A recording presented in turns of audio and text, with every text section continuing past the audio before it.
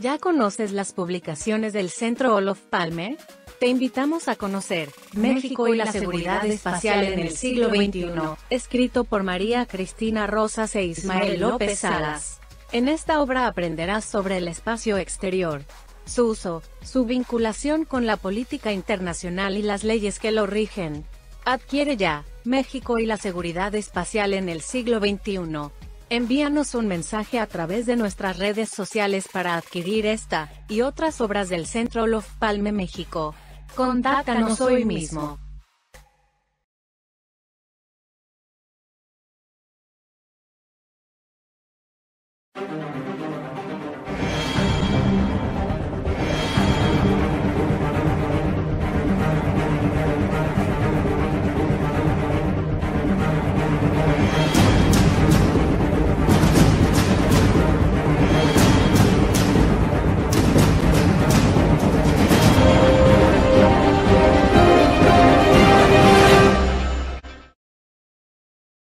Buenos días, bienvenidos a una jornada más de la serie de seminarios que organiza el Centro Olof Palme México alrededor del tema general COVID-19 y la gestión de crisis en un mundo complejo. Soy María Cristina Rosas y tengo el gusto de moderar la sesión del día de hoy, que estará destinada a los impactos de la pandemia en el transporte intermodal, para lo cual contamos con la presencia de tres distinguidos expertos: Rodrigo Manuel Hernández Segovia, Víctor Manuel Benavides Quintero y Marcos Pablo Moloesnik.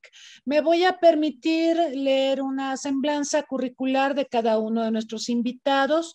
Rodrigo Manuel Hernández Segovia es licenciado en Relaciones Internacionales por la UNAM.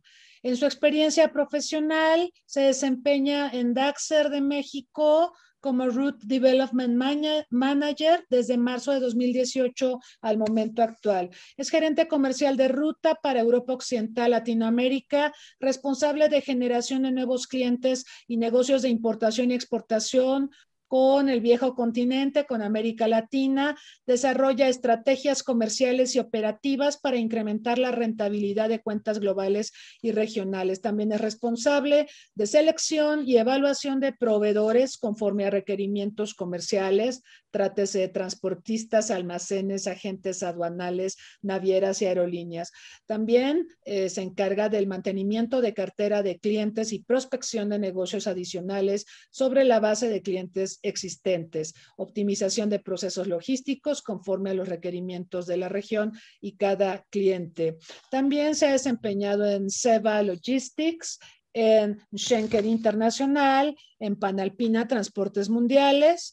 Como cursos y certificaciones podemos destacar su certificación como auditor interno para ISO 14001 e ISO 9001, certificación de calidad ambiental, calidad, procesos y procedimientos, y también tiene una certificación en manejo de mercancías peligrosas en el transporte internacional por parte de IATA. Ha sido un colaborador también asiduo en el Centro Olof Palme y por supuesto nos da mucho gusto tenerlo aquí con nosotros. Bienvenido, Rodrigo.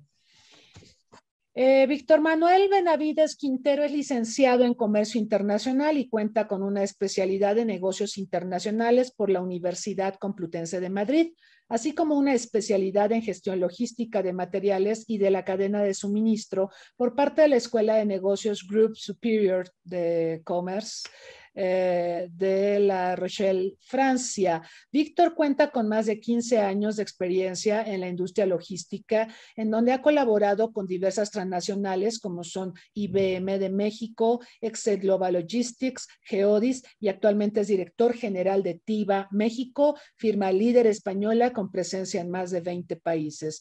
A lo largo de su trayectoria ha colaborado en diferentes organismos y asociaciones empresariales especializadas en fomentar el comercio internacional, entre las cuales se encuentra el Instituto Mexicano de Ejecutivos en Comercio Exterior.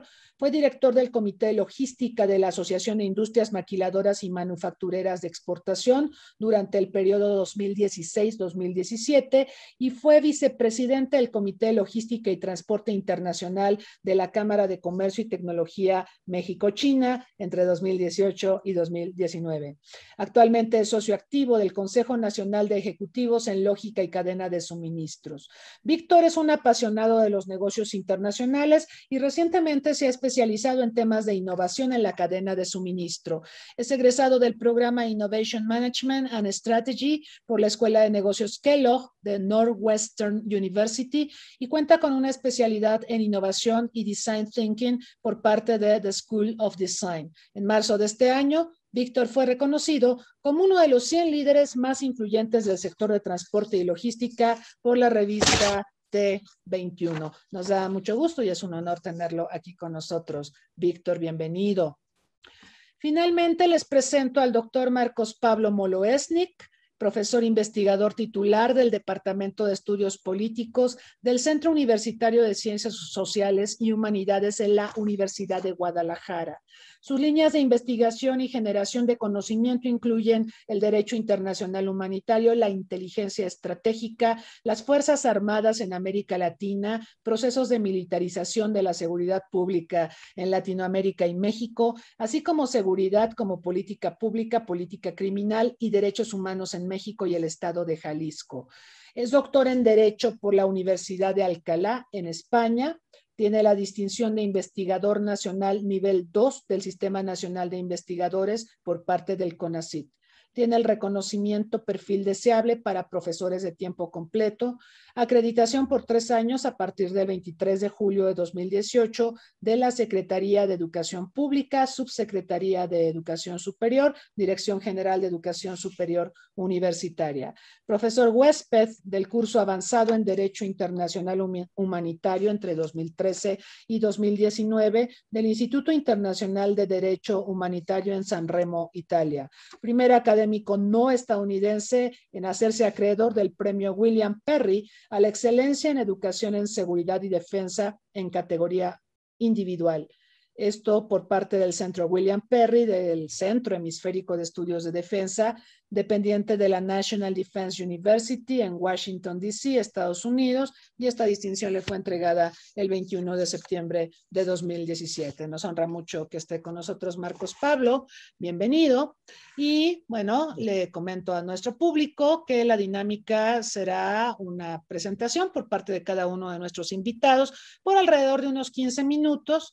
Al término de estas presentaciones, por supuesto, abriremos la posibilidad a preguntas por parte de ustedes, por parte de quienes nos están haciendo el favor de su atención en Facebook Live. Los invitamos, por supuesto, a formular preguntas y comentarios. Después de esto, pondremos estas preguntas a consideración de nuestros invitados y nuevamente tendrán el uso de la palabra por alrededor de unos 5 minutos.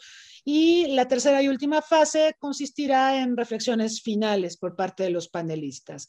Sin más, le voy a pedir a Rodrigo Hernández Segovia que haga uso de la palabra.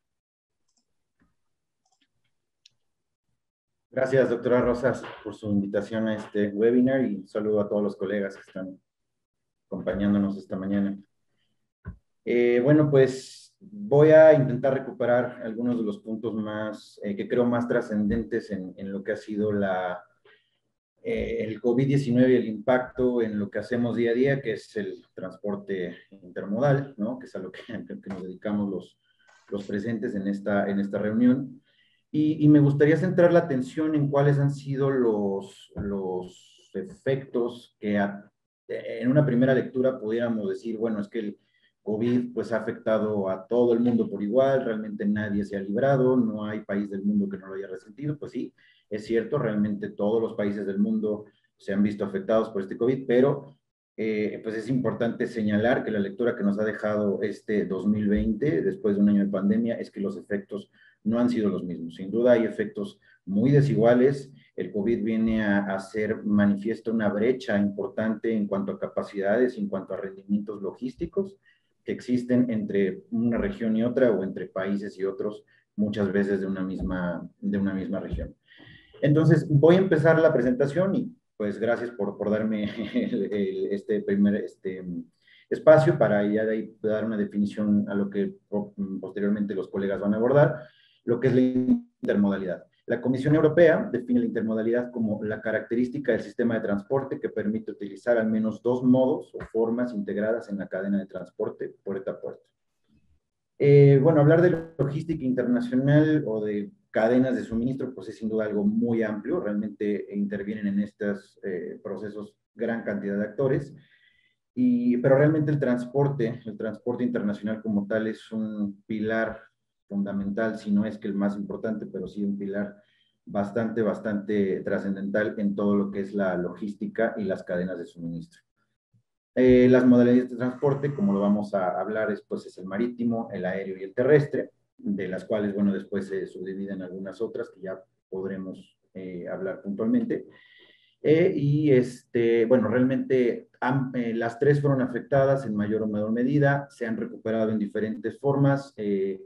Vemos escenarios, pues, buenos para algunas, para otras no tanto. Entonces, bueno, vamos a hablar un poco de ello. Eh, Como lo mencionaba, realmente es importante mencionar el rendimiento logístico o el desempeño logístico que existe entre cada país o entre cada región del mundo. Y para eso, pues la OMC nos habla de un índice de desarrollo logístico, perdón, no es la OMC, es el Banco Mundial, en donde realmente nos ubica en dónde está parado cada país en términos de logística, ¿no? Este índice pues se compone de muchos factores, lo que es infraestructura portuaria, infraestructura aduanera, sistemas de comunicación, capacidad pues vaya, de transporte y de todos los temas que influyen en la cadena de suministro. Como tal, la OMC, aquí sí es la OMC, resalta una relación directa entre el rendimiento logístico y el desarrollo de un país. Realmente el que un país sea eficiente o que que tenga un buen desarrollo logístico, esto impacta directamente con el desarrollo y con el bienestar o con el Producto Interno Bruto, si lo queremos ver ya en términos fríos, de su población. Esto quiere decir que a mejor logística, a mejor procesos logísticos, pues hay tanto una buena distribución, un buen abastecimiento interno, ¿no?, de los productos, como un buen posicionamiento al exterior de los productos de este país en las cadenas de suministro globales. Entonces, bueno, pues lo que esta pandemia vino a demostrarnos, y desafortunadamente vino también a acentuar, fue estas diferencias que existen entre capacidades logísticas entre un país y otro. Bueno, desde luego esta pandemia ha tenido diferentes momentos, ¿no? Si podemos pasar a la siguiente diapositiva, perdón. Gracias, doctor. Que en un primer momento pues estuvo dominada por la incertidumbre, ¿no? Bueno, antes de pasar aquí vemos un poco sobre el desempeño logístico de los países. Vemos aquí cuál es el top 10 de países con el mejor rendimiento. Esta es una escala del 1 al 5, que es un promedio de estos 5 puntos que les mencionaba hace rato. Alemania ocupa el puntero, ¿no? Es el país con mejor rendimiento logístico en el mundo. México lo podemos ver en el lugar 51, si no me equivoco, con un rendimiento similar a países como Turquía, Rumania, Croacia, Costa de Marfil, Bulgaria, Eslovaquia, Lituania y Arabia Saudita. Y bueno, pues hasta abajo, ¿no?, del ranking, con pues el rendimiento menos prometedor, menos favorecedor, pues es países como Haití, ¿no?, Libia, Eritrea, Sierra Leona, Nigeria, Burundi y Angola en el último lugar. Este es un índice que es importante considerar porque, bueno, de aquí podemos darnos cuenta realmente, pues, qué tanto se puede defender o qué tanto han podido, con qué tantos elementos cuenta un país para hacer frente, ¿no?, a la crisis de esta pandemia. El primer y segundo trimestre de 2020 estuvieron dominados por la incertidumbre en este escenario. Realmente, pues no sabemos todavía mucho del COVID-19, pero realmente estábamos muy en ceros en términos de qué tanto se podía esparcir la enfermedad, cuáles eran sus alcances, qué tanto nos podíamos contagiar o qué rápido podía moverse de un lugar a otro. Y entonces, pues realmente el primer afectado, o uno de los primeros afectados, pues fue el transporte, ¿no? Pues el transporte, principalmente el aéreo, que fue el primero que se vio afectado por la rapidez o por el dinamismo en que podía llevarse de un lugar a otro a muchas personas, y desde luego, pues fue el hecho que primero detonó que hubiera pues explosiones de infecciones de COVID en diferentes latitudes, ¿no? Se hablaba mucho en un principio había comentarios chistosos, ¿no? Y de que era una enfermedad de primer mundo que iba a afectar a los países ricos. Pues sí, evidentemente los primeros países que se vieron afectados pues fueron Europa y Estados Unidos, principalmente por esta cantidad de conexiones, ¿no? O esta infraestructura aeroportuaria que cuentan con una gran cantidad de vuelos diarios de diferentes partes del mundo, pues desde luego estos fueron los países que primero se vieron afectados con la ola de COVID-19. Estos primeros trimestres, pues realmente hubo un cierre de fronteras, los países al no saber realmente a qué nos íbamos a enfrentar, cerraron transportes, cerraron fronteras, se cerraron aeropuertos. Es pues importante, ¿no? Y es notorio como China, que realmente pues es uno de los principales productores y maquiladores del mundo, es donde surge el virus, es el primero en cerrar sus fábricas, el primero en cerrar todas sus plantas, y pues de aquí se desencadena una ola importante de desabasto, tanto en materias primas como en producto terminado, como en transporte al resto del mundo. Le siguen luego pues los principales mercados, que es Europa y Estados Unidos, que es donde empieza a dispararse el COVID en los primeros meses de 2020. Y bueno, para el segundo trimestre de 2020 tenemos un escenario pues ya caótico. Realmente están cerradas las plantas productoras, están cerradas pues sí, las plantas maquiladoras, los mercados están cerrados, no hay tiendas, no hay consumo, entonces pues, realmente hay una parálisis económica que vino a afectar fuertemente los índices económicos y de comercio en el mundo. Las principales afectaciones, no todas las industrias se vieron afectadas, todas, pero en diferentes medidas. La vimos, por ejemplo, en la industria automotriz, y es importante hablar de industria automotriz porque, bueno, México es un país que depende en muy buena medida de esta industria. Lo mismo que China y lo mismo que Estados Unidos, ¿no? Entonces, la industria automotriz se frena abruptamente, no hay compra de coches, en toda la primera parte de 2020 las plantas no saben realmente a qué se van a enfrentar, se frenan inversiones, se cierran realmente plantas por miedo al contagio y bueno, pues realmente esto se resintió importantemente en todo lo que son las cadenas de suministro y en el transporte que pues depende obviamente de los clientes de automotrices, tanto de armadoras como a todos los Tier 1, Tier 2, que son todos los que contribuyen a la producción de un vehículo desde diferentes latitudes del mundo, ¿no? También industrias como la inmobiliaria, ¿no? O la industria del lujo, ¿no? Esta industria del fashion, ¿no? Que incluye cosméticos, fragancias, bienes de lujo, pues realmente también se vio muy mermada por esta pandemia y que tiene también un gran impacto en todo lo que es el transporte. Para el tercer trimestre de 2020, pues bueno, la primera ola de COVID cede en Europa, empiezan a bajar los contagios y más que eso, pues ya realmente es insostenible, ¿no? La situación de parálisis económica, los gobiernos dicen, bueno, pues sí, nos seguimos contagiando, pero hay que abrir las tiendas, hay que abrir los comercios, se tienen que relajar un poco las restricciones y pues las cuarentenas, ¿no? Que principalmente en Europa estuvieron presentes, no tanto en Estados Unidos, obviamente, pero en Europa sí. Y bueno, esto viene a dar un respiro al comercio.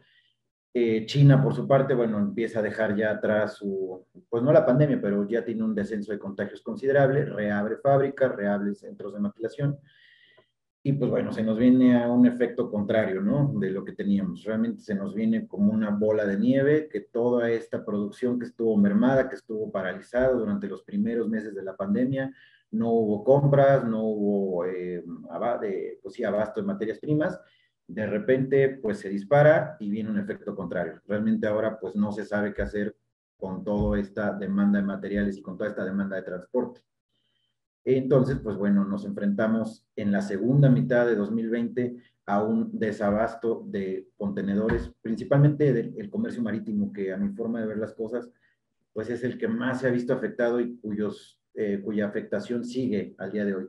La industria aérea también, desde luego, fue la primera afectada y la que quizás le dejó pérdidas más cuantificables, pero creo que la recuperación, ya lo dirán los colegas posteriormente, ha ido a pasos mucho más alentadores y más rápidos, a diferencia del comercio marítimo, del cual ahorita seguimos pues todavía estancados, ¿no? En algunos problemas como es. la escasez de contenedores, ¿no? A nivel global. Podemos pasar a la siguiente. Bueno, antes de hablar del transporte marítimo, vamos a hablar un poquito del transporte aéreo. Este fue el sector que se vio más rápidamente afectado, obviamente por el dinamismo del que hablábamos hace un momento, ¿no? Pues digamos que lo primero que se contuvo fueron vuelos, se cerraron aeropuertos, se cerraron fronteras, y esto tuvo un impacto directo en el transporte de carga. ¿Por qué? Porque, bueno, realmente el 50% de la carga aérea a nivel mundial se mueve en aviones de pasajeros. Contrario a lo que muchos pensarían, bueno, realmente los aviones cargueros solo son un 8% de la flota mundial de aviones, el 92% son aviones de pasajeros, y realmente, pues hay un debate ahí realmente sobre cuál es el verdadero negocio para las aerolíneas, ¿no? Si es el transporte de pasajeros, que realmente este es muy desigual, este se mueve de forma muy desigual a lo largo del año, y realmente el transporte de carga es lo que es muy rentable para pues las alocaciones y para los costos logísticos que tiene que cubrir una aerolínea. Las aerolíneas cada vez, pues, bueno, las que tienen la capacidad de hacerlo, pues invierten en equipos de última generación, como el Boeing 777, ¿no? Que es un avión que tiene una amplia capacidad de carga en su deck de almacenamiento, y realmente le puede competir a un carguero en cuanto a eficiencia, en cuanto a costos, en cuanto a capacidad. ¿Qué pasa entonces al inicio de la pandemia? Pues deja de haber tráfico de pasajeros, y pues entonces la carga se tiene que ir a este 8%, a este pequeñito porcentaje de aviones cargueros que existe en el mundo, ¿no? Desde luego, pues esta falta de capacidad pues trajo una escalada de precios impresionante, ¿no? Realmente hubo una escalada de precios, yo creo que de 300 o 400% respecto a lo que estábamos acostumbrados a ver a finales de 2019 o inicios de 2020 para mediados de este mismo año. Pues algunos, bueno, desde luego alguna carga que siempre ha dependido, ¿no? Del transporte aéreo, como son los perecederos, ¿no? Como son algunos fármacos, algunas materias primas o materias activas, ¿no? De la industria farmacéutica, que dependen 100% y han dependido siempre de la industria aérea, pues fue a lo que se les dio prioridad, ¿no? Algunos gobiernos, algunos organismos hicieron alianzas directas con aerolíneas pues, para asegurar esta disponibilidad de transporte. Y bueno, esto desde luego sumó mucho más problemática a todo el resto de la industria, porque pues las tarifas y la capacidad se vio muy, muy mermada a inicios y a mediados de 2020. Todo este primer trimestre, entonces pues vimos aerolíneas que dejaron buena parte de su flota en tierra, cancelaron frecuencias, algunas rutas por completo se cancelaron, ¿no? Vimos rutas México-Europa que quedaron completamente canceladas, algunas rutas a Estados Unidos y a Asia que definitivamente se cancelaron. Pues algunos organismos como la IATA mencionan que 2020 cierra con pérdidas millonarias, ¿no? Realmente por este impacto del COVID-19. Las cifras pues son muy variables, pero se habla de 84,000 millones de dólares el efecto real, ¿no? A nivel general de todas las aerolíneas y toda la infraestructura aeroportuaria. Sin embargo, la buena noticia es que para 2021, pues la carga aérea se empieza a recuperar. Ahí estoy viendo en mi presentación un error, no es para febrero de 2020, para febrero de 2021.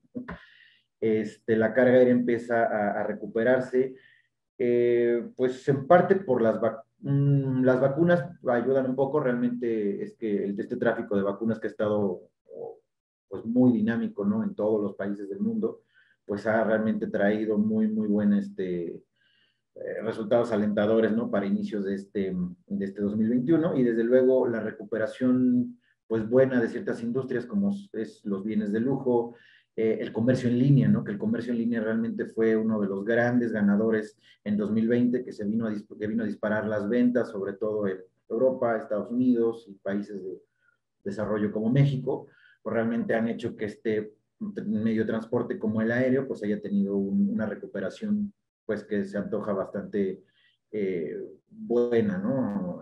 Ya veremos realmente qué dicen las estadísticas para el mediados del próximo año. Hablando del transporte marítimo, pues bueno, este realmente es el transporte más de mayor uso en el mundo, ¿no? El 80% de los productos que se mueven día a día en el mundo se mueve por barco. Entonces, realmente, como dice la Conferencia de Naciones Unidas para el Desarrollo y el Comercio, el comercio marítimo es la espina dorsal de la logística internacional. Realmente, todo lo que pase o deje de pasar en los barcos y en el comercio marítimo repercute directamente en todos nosotros, ¿no? Porque finalmente acabamos pagando una alza de precios, un retraso, un desabasto, pues finalmente eso impacta directamente en los mercados y en el cliente final, ¿no? Que es quien resiente esta alza de precios. El comercio marítimo, pues, se ha visto muy afectado, siempre se ha visto muy afectado por temas naturales, tsunamis, terremotos, nortes, ¿no? En todos los puertos, por temas sociales, ¿no? Por huelgas, por paros nacionales, y a diferencia del aéreo, pues la complejidad y los tiempos operativos de un buque, pues son obviamente mucho más costosos y largos, y entonces, pues, puede ser que este tipo de afectaciones pues tengan repercusiones mucho más costosas y de tiempos, ¿no? A escala global que el aéreo. Es por eso que es tan importante hablar de las afectaciones del comercio marítimo. ¿Qué fue lo que pasó con el comercio marítimo? Pues algo muy similar con el aéreo. Realmente empieza a haber una baja de demanda a inicios del 2020. China pues empieza a suspender envío de producción y de materias primas y maquila al resto del mundo. Entonces lo que hacen las navieras pues es empezar a sacar buques de circulación, empezar a suspender paradas, empezar a quitar frecuencias igual de salidas, muchos blank sailings, y bueno, pues obviamente muy abusadas, pues ellas nunca le perdieron, realmente desde el principio de 2020, que ya veníamos con un alza de precios de 2019, desde principios de 2020 ya teníamos un alza del 80%, ¿no? En muchos fletes marítimos en el costo del contenedor. Y obviamente todavía estábamos con un tema de baja demanda. ¿Qué pasa? Que cuando a mediados de 2020 se dispara la demanda y se dispara la compra de bienes y servicios, pues desde luego se viene una situación insostenible en el tráfico marítimo, porque tenemos fletes ya muy altos, pero ahora no tenemos contenedores. Entonces, pues la industria, por un lado, pocas industrias, pues, bueno, no pocas, pero para muy pocas es fácil costear este nivel de fletes, pero realmente toda reciente, ¿no? El que no haya contenedores disponibles. Y bueno, nuevamente pues viene aquí hay un gráfico que muestra cuáles son las 10 principales navieras en el mundo, cuál es la flota con la que cuentan, la capacidad en TEUs, que es como se mide la capacidad de un contenedor, ¿no? Y la capacidad que tiene cada naviera. Y vemos cómo estas 10 navieras realmente acaparan el 86% de la capacidad mundial del tráfico.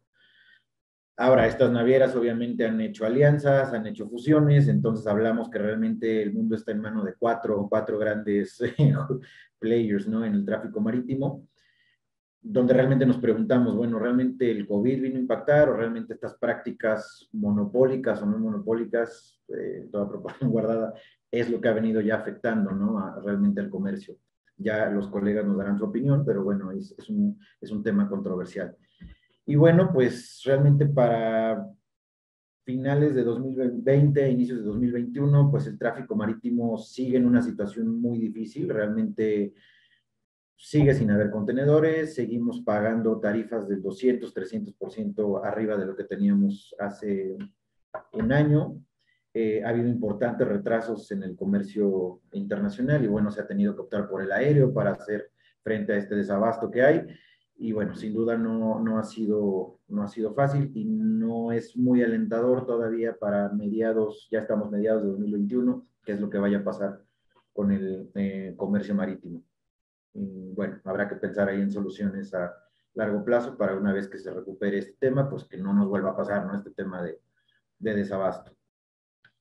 Y finalmente, hablando del tráfico terrestre, pues a diferencia de otros, bueno, del marítimo y del aéreo, el tráfico terrestre, más que por restricciones o por afectaciones directas al transporte, este se vio más afectado por cuestiones de mercado, ¿no? Por tendencias del mercado y de la producción, al menos en el caso de México.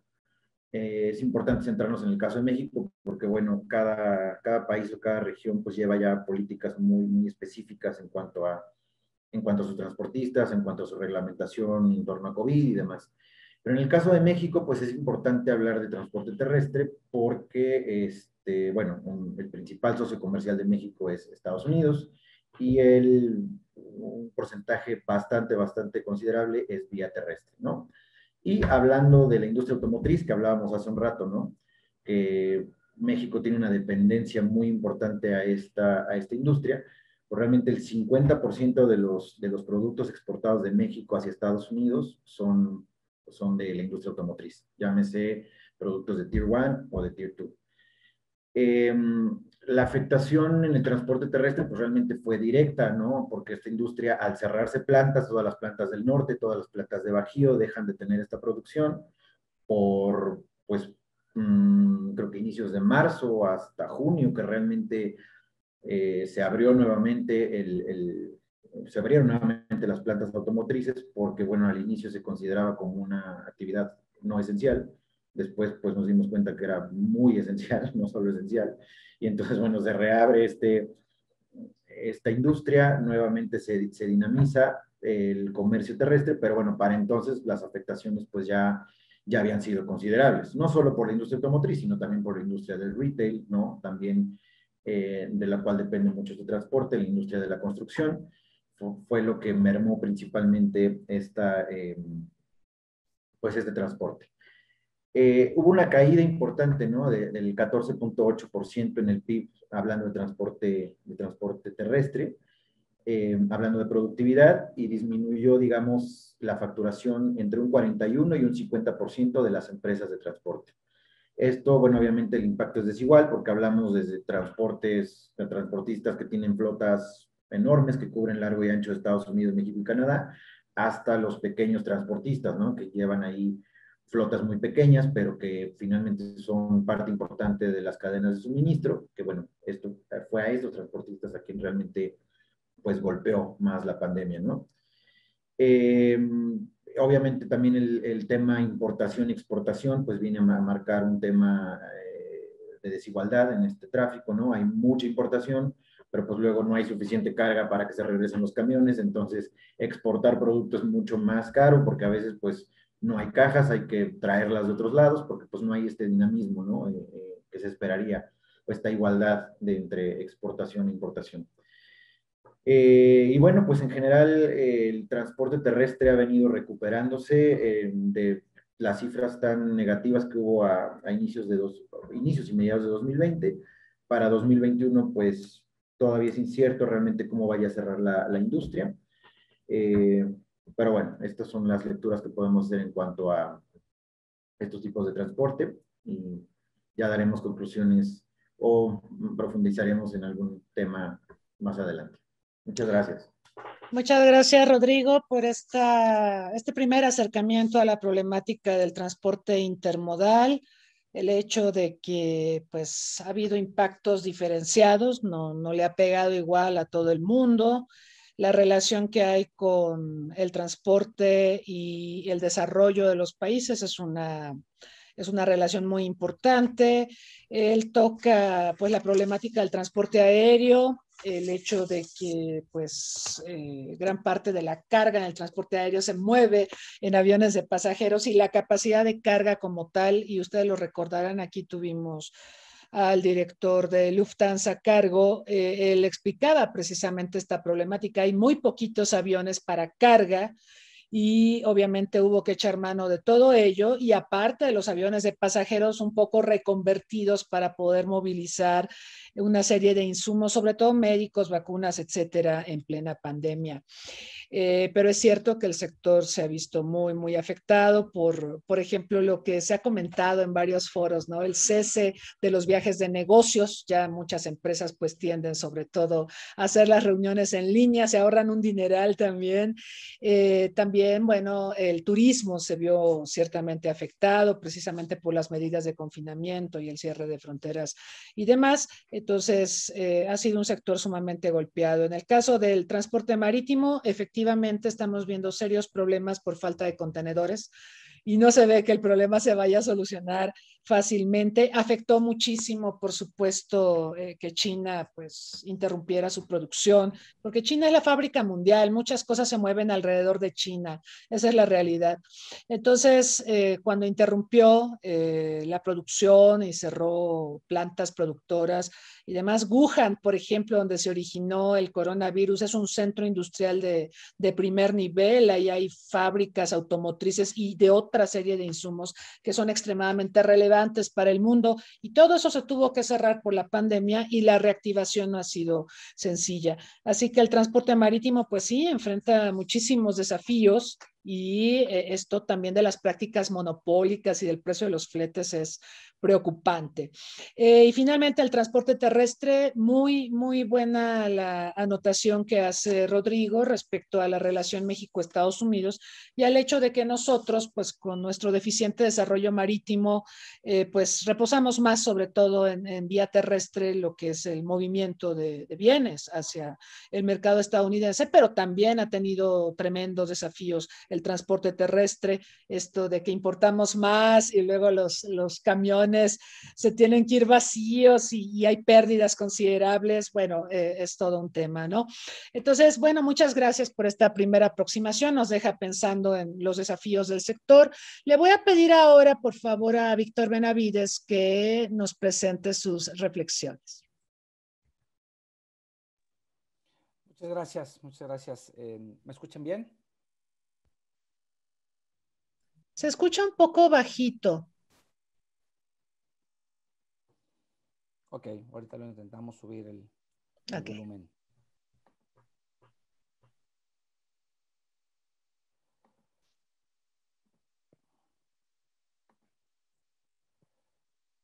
¿Comparto? ¿Ven mi pantalla? Sí. Perfecto. Pues muchas gracias nuevamente por la invitación. Y bueno, somos colegas del sector, de la industria. Rodrigo y un servidor disfrutamos y nos divertimos de las mismas problemáticas de los escenarios globales. Y bueno, voy a sumar algunos conceptos.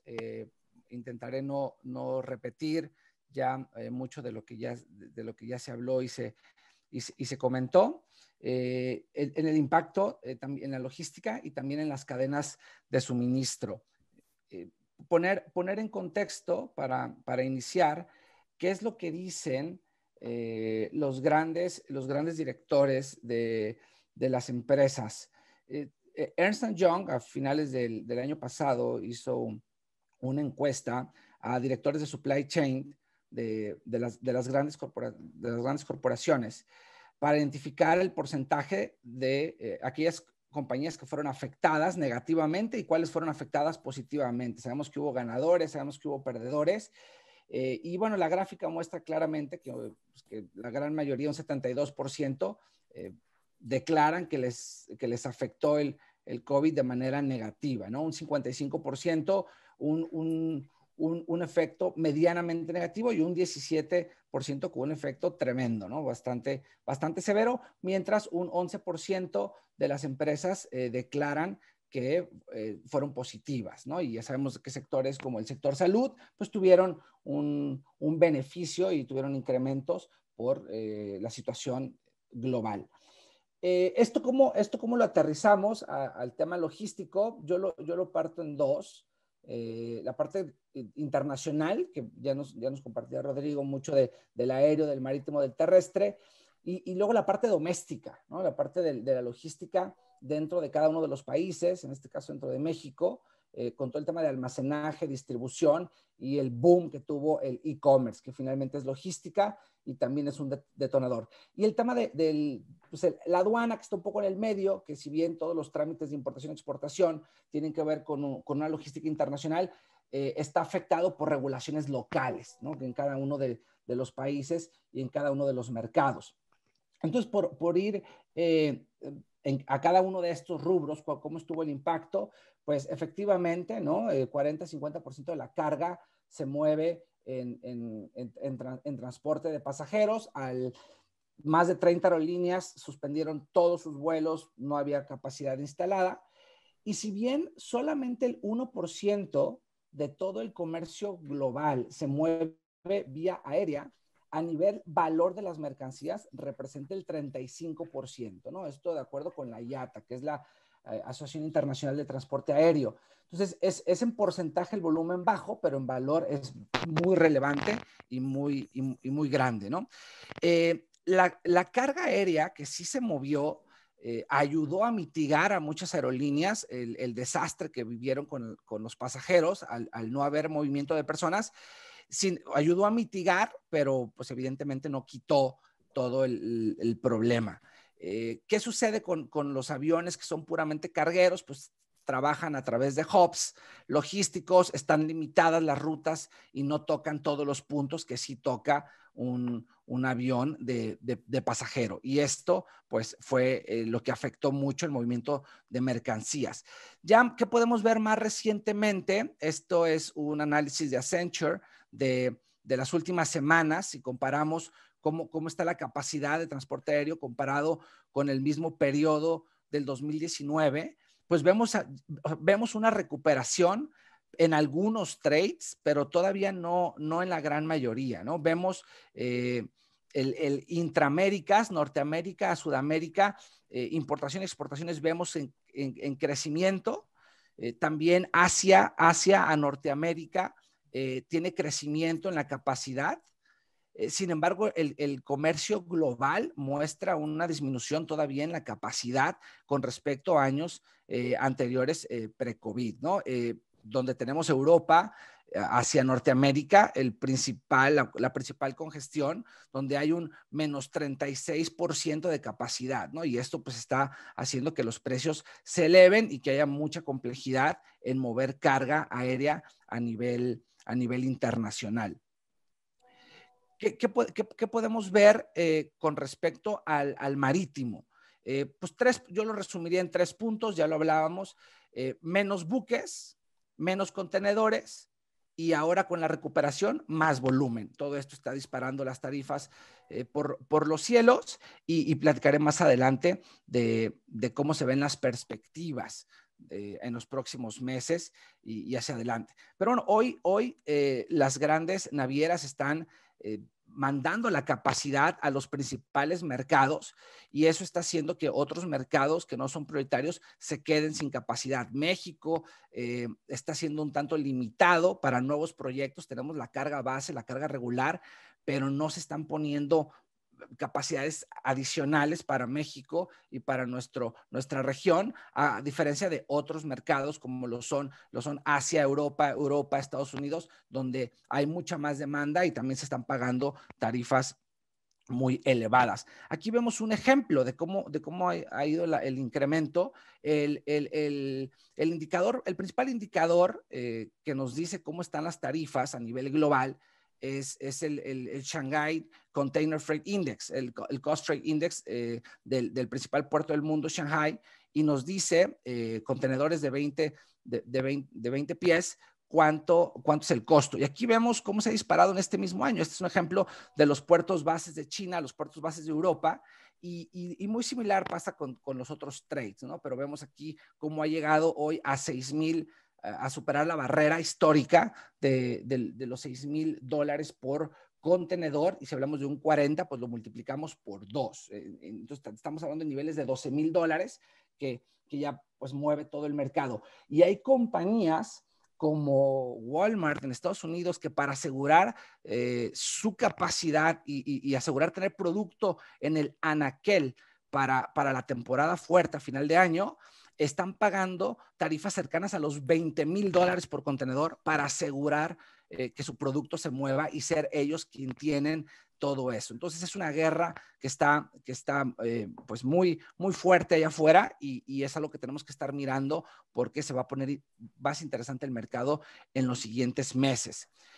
Hablando de la parte de transporte terrestre, y un poco del tema de aduanas, ¿qué es lo que sucede aquí? Bueno, ya lo comentábamos, ¿no? Que el cierre de las industrias no esenciales, pues afectó la parte automotriz, aeroespacial, en los volúmenes, una baja disponibilidad de los operadores, pues también hace que los precios se disparen. Y México tenemos este déficit con Estados Unidos. Por cada 8, 10 transportes de exportación, cajas de exportación, pues una regresa de importación. Y bueno, esto ha sido algo que siempre ha afectado a regiones exportadoras high-tech automotriz como lo son Guadalajara, el Bajío, Ciudad de México, siempre se han vivido con estos challenges, ¿no?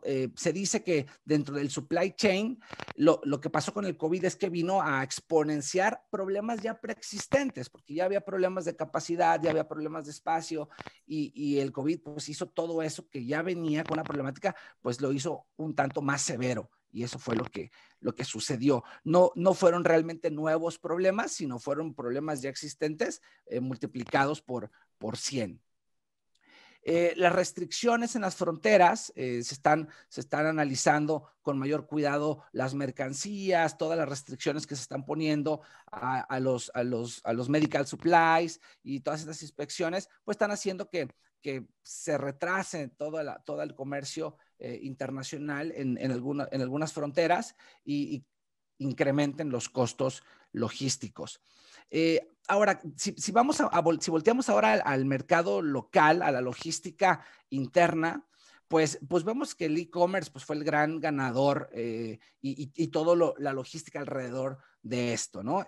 México, además, está siendo la economía de Latinoamérica que más está creciendo en e-commerce. Sigue siendo Brasil el número 1, pero en porcentaje de crecimiento, México es el que tiene este panorama. Entonces, todas las empresas que están alrededor en nuestro sector logístico, pues por este lado fue una historia diferente, fue una historia de crecimiento, de meter más capacidad, más fulfillment centers, más transporte local para entregas en las últimas millas. Y bueno, sabemos cómo esto se disparó de una manera muy importante. Vemos en la gráfica que se muestra cuáles eran las proyecciones de crecimiento previo al COVID y luego lo que en la realidad sucedió, ¿no? Se preveía un crecimiento a finales del 2019. Decía, bueno, es que México va a crecer a raíz de un 12% en e-commerce y finalmente creció casi un 40% en las ventas y en la presencia. Entonces, bueno, esto disparó también la necesidad de muchos operadores logísticos, de muchas empresas de entregas a domicilio, pues que incrementaran su capacidad. Entonces, eso para poder complementar el contexto y el impacto. Pero ¿hacia dónde va la industria? ¿Qué es lo que sigue? Y si vamos a cada uno de estos 5 bloques que comentaba, ¿cuál es la perspectiva? A ver, se está recuperando el mercado aéreo. Esto es importante, lo podemos ver en la capacidad y se están poniendo, pues, aviones cargueros adicionales que están ayudando a tomar toda la demanda que existe. Y en marzo podemos ver que los volúmenes alcanzaron ya un histórico de todos los tiempos. En marzo de este año, lo que se movió por carga aérea fue mucho mayor que cualquier otra época anterior. Entonces, esto nos da un buen panorama de recuperación. En la parte marítima seguirá, bien lo comentábamos ya, el tema de la falta de contenedores, la falta de espacio, seguirá todo este año, pero pues se vienen cosas interesantes donde, bueno, ya algunas navieras van a empezar a regresar buques. Evergreen, por ejemplo, esto es un dato para que lo tengan ahí presente, ya va a recibir próximamente un Megamax, va a ser el buque carguero más grande del mundo, con una capacidad cercana a los 24,000 TEUs. Entonces, bueno, estos son indicios que nos dicen que puede haber una recuperación. Este año no va a pasar, pero bueno, alguna cierta estabilidad que se pueda dar para el próximo año. En el tema terrestre, pues México se convirtió en el partner número 1 de Estados Unidos después de la guerra comercial entre China y Estados Unidos. Estamos... Todas las cadenas de suministro están hablando de nearshoring, de traer la proveeduría cerca de ellos, y México debe de posicionarse como el nuevo China de Estados Unidos. Y esto para la industria terrestre pues seguirá siendo algo muy importante porque el volumen seguirá para arriba, no va en otra dirección. Con el tema de aduanas, veíamos ya las inspecciones y nuevos protocolos en las aduanas. Habrá que estar al pendiente de los gobiernos, cómo van a responder, cómo se van a ir abriendo, y es algo que también vienen las tendencias hacia adelante. Y finalmente el e-commerce pues seguirá haciendo una revolución, va a disminuir un poco este ritmo acelerado que se dio en el 2020, pero sin duda seguirá demandando mucha más capacidad. Ya la gente que se volcó al e-commerce seguirá comprando en e-commerce y está trayendo cada vez más usuarios que demandarán más capacidad instalada para todos los operadores que están alrededor de esta industria. Bien, ¿qué es lo que se ve también? Si regresamos a esta encuesta de Ernst & Young, también dijeron, oye, le preguntaban a estos directores de supply chain de las principales compañías de Fortune, pues cuáles eran las prioridades para los próximos 12 a 36 meses. O sea, ¿cuál es tu prioridad para el próximo año y para los próximos 2 años, ¿no? Entonces vemos que visibilidad era la top prioridad para todos ellos, ¿no? Y viene también el tema de eficiencia, viene el tema del workforce en pues nuevas habilidades que van a demandar hacia los colaboradores. Y bueno, viene otras prioridades como la resiliencia, como bajar los costos, pero bueno, es interesante ver cómo se coincide aquí en hacia dónde van las estrategias de supply chain. Y en este sentido, pues hay que tener claro que es una industria que vienen nuevos jugadores y hay disrupción, ¿no? Las expectativas de los clientes cada vez son más altas, hay nuevos mercados que entran, hay nuevos modelos de negocio, hay nuevas tecnologías, sabemos que viene mucho el machine learning, el blockchain viene a nuestra industria. Empresas como Amazon, como Inditex, con sus grandes capacidades, pues también vienen a competir con freight forwarders, con operadores logísticos. Entonces, bueno, se está haciendo una disrupción en el mercado y hay que tenerlo presente, ¿no? Y finalmente, ¿qué es lo que se platica de lo que se necesita, ¿no? Justamente para atender las necesidades de las compañías. Quieren más visibilidad, quieren todos más visibilidad y quieren tener información en tiempo real. Y entonces, ¿cómo se tienen que adaptar las cadenas de suministro? Pues tienen que ser más ágiles, tienen que ser más resilientes, más eficientes, tienen que ser muy flexibles, tienen que estar digitalmente conectadas entre todos los players, ¿no?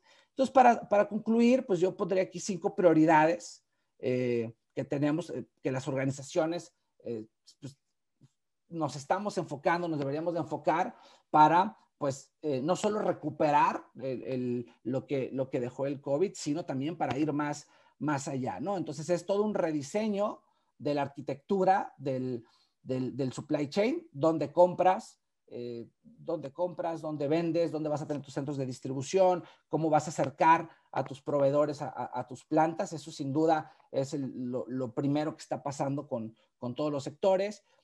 Mucho el tema de la transparencia que se ha perdido con todo esto. Ya los clientes están un tanto confundidos, entonces hay que ser muy transparentes con la situación de los espacios, de las tarifas y ser resilientes. Constantemente tendremos que estarnos adaptando.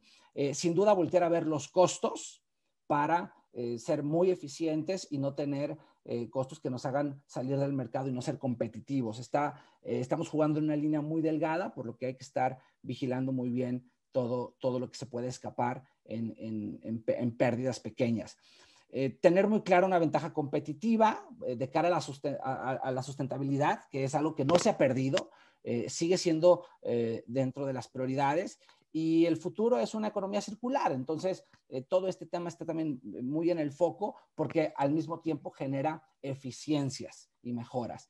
Y finalmente, buscar oportunidades en el mundo digital, ¿no? Esta agilidad vendrá por la visibilidad, por las integraciones, por las colaboraciones de manera digital entre todos los actores de la cadena de suministro, y es una de las prioridades que todas las industrias están viendo. Entonces, bueno, pues es lo que les quería compartir de manera inicial, un poco las perspectivas que vemos, lo que estamos viendo en el sector, y bueno, pues seguiremos comentando. Muchas gracias a Víctor Benavides por esta presentación en donde vemos la problemática logística y de las cadenas de suministro, entre otros temas, la importancia del comercio electrónico. Yo creo que esto sí va a meritar una sesión aparte, porque efectivamente se ha disparado y también plantea muchos desafíos, no se mencionaron, pero por supuesto está toda la cuestión de delincuencia organizada y del fraude cibernético que también se dispararon en la pandemia, y en la medida en que hacemos más transacciones en línea, pues obviamente nos tornamos más vulnerables y por lo tanto hay que mejorar la seguridad de las transacciones y demás, porque esto pues llegó para quedarse. Con esto que nos planteaba Víctor, es evidente que el comercio electrónico llegó para quedarse por muchas razones, así que tendremos que vivir con eso. Sobre las perspectivas de la logística, muy importante la recuperación del transporte aéreo. La problemática del transporte marítimo pues está ahí, pero asumimos que está detectado el problema de los contenedores, entre otros problemas importantes, y que se está buscando subsanarlos. Y también la situación de México con Estados Unidos, que nos recuerda la importancia también del TEMEC y de este posicionamiento que tiene nuestro país como socio estratégico de Estados Unidos, lo cual creo que también dependerá mucho de la relación Estados Unidos-China, a quien pues todavía se le sigue castigando por diversas prácticas comerciales consideradas como desleales, y esto ciertamente ayuda a un posicionamiento de México entre los socios comerciales de la Unión Americana. También dependerá mucho de lo que hagamos en la relación con Estados Unidos, porque ustedes saben que el TEMEC también tiene puntos de fricción y será necesario atenderlos. Entonces, bueno, agradecemos mucho a Víctor sus reflexiones. Vamos con Marcos Pablo. Sí, cómo no, ¿sí se escucha? ¿Qué tal? Buenos días todavía.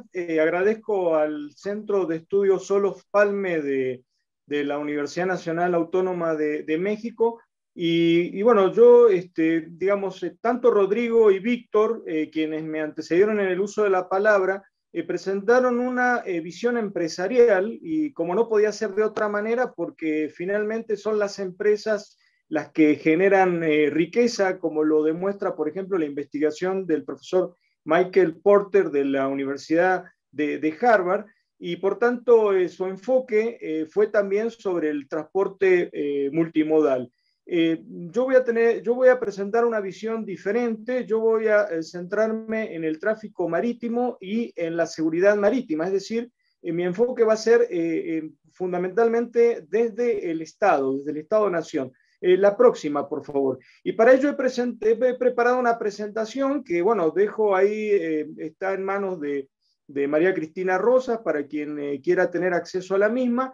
He dividido mi exposición en 6 partes, comenzando con los atributos del mar, intereses marítimos, componente del poder marítimo, poder naval, que es sinónimo de armadas, el impacto en el tráfico y seguridad marítima y algunas perspectivas y desafíos, pero insisto, desde la perspectiva del Estado. Entonces, Geoffrey Teal, que es el pensador naval contemporáneo por excelencia, británico, nos dice que 4 son los atributos del mar.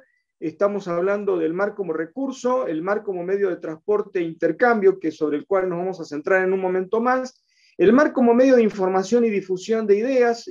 Este año vamos a conmemorar el bicentenario de la independencia de México, y ideas y libros como, por ejemplo, el de Juan Jacobo Rousseau, sobre el cual abrevaron las ideas emancipadoras en México y en el resto de Iberoamérica, fue a través del mar.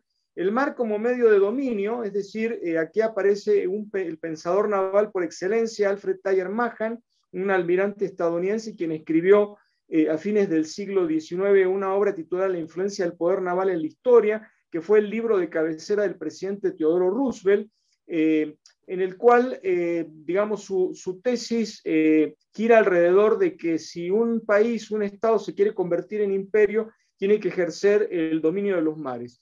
Y bueno, el mar como recurso, casi las 3/4 partes del mundo están cubiertas por el mar.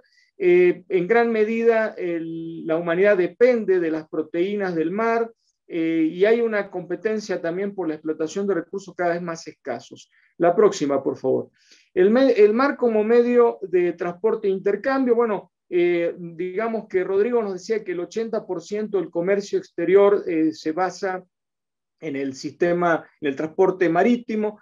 Podríamos decir que entre el 80 y el 85% entonces del comercio exterior, dependiendo la fuente que se consulte, es decir, que el comercio internacional, la fuente de prosperidad y cooperación internacional depende del transporte marítimo. Y bueno, también hay que decirlo, ¿no? Las actividades ilícitas también en su mayor parte se desarrollan en el medio marítimo, ¿no? Por ejemplo, se estima que el 70% del narcotráfico es también por la vía del mar. La próxima, por favor. Ahí observamos un contenedor. Hace un momento Víctor nos decía sobre las tendencias de la construcción de un supercontenedor. Y bueno, ahí tenemos las rutas marítimas del fentanilo, que proceden fundamentalmente, se fijan ustedes, de China y en menor medida de la India. El fentanilo es fundamental como un insumo para la fabricación de drogas sintéticas. Y pasamos a la siguiente, donde queremos por lo menos hacer una breve referencia a los intereses marítimos, que son aquellos aspectos relativos a la seguridad y desarrollo del Estado soberano vinculados con el mar. Y hay tres aspectos que son desde la vía de comunicación, es decir, el tránsito de mercancías y personas, la explotación de riquezas, suelo y subsuelo, y el empleo del mar en el orden político internacional. La próxima, por favor. Y si hablamos de poder marítimo, pues la obra que habíamos citado de Alfred Thayer Mahan, La influencia del poder naval en la historia, es clave. Y bueno, poder marítimo se puede definir como la capacidad de un Estado para hacer uso del mar. Y ahí entonces los cuales serían los componentes del poder marítimo. Tenemos desde marina mercante, en términos de tripulaciones, banderas de conveniencia, entre otros. La educación naval también es muy importante. En México se acaba de llevar a cabo unas reformas legislativas muy importantes que le entregan la educación, la formación de nuestros marinos mercantes a la Secretaría de Marina Armada de México, la flota pesquera en términos de captura e industria de alimentos, el sector turístico, por ejemplo, los cruceros que se acaban de reactivar en Europa y el turismo de sol y playa que se conoce, así se lo denomina, la industria naval, desde la arquitectura naval, el diseño de buques y la construcción en los astilleros, los puertos, fundamentalmente los puertos de altura. Nosotros en México tenemos 17 puertos de altura.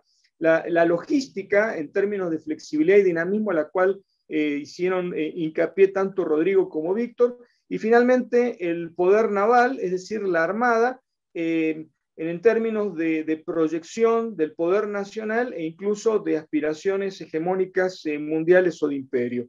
Y bueno, de acuerdo a la Conferencia de Naciones Unidas sobre Comercio y Desarrollo, que se conoce por las siglas de UNCTAD, estos son los tipos de buques. Fíjense ustedes qué curioso, ¿no? Porque los cruceros, es decir, turismo, los que transportan gas natural y los contenedores son los principales emisores de dióxido de carbono.